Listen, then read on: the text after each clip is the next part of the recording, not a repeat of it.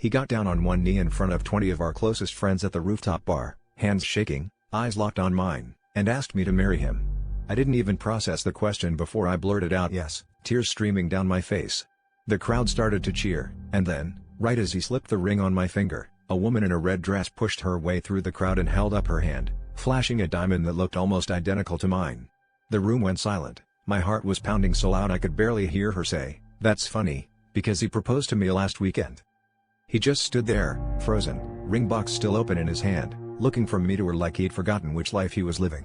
Our friends were whispering, some backing away, others pulling out their phones, but no one did a thing. I looked at him, waiting for a denial, an explanation, anything, but all he said was, "I can explain." She stepped closer, shoving her ring in my face, voice trembling with anger. "You don't get to explain. You lied to both of us. You told me you broke up with her months ago." I felt my stomach drop.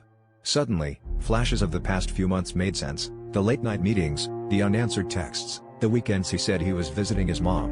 I turned to him and asked, "How long has this been going on?" He opened his mouth but nothing came out. The other woman started crying, and he tried to reach for her, but she slapped his hand away, and then she turned on me.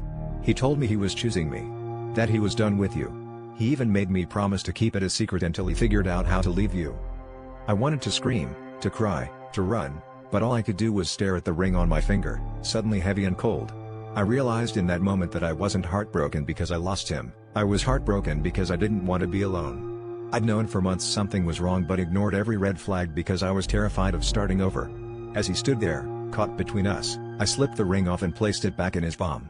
"You can explain to her," I said, turning away, finally understanding that being alone was better than living in a lie.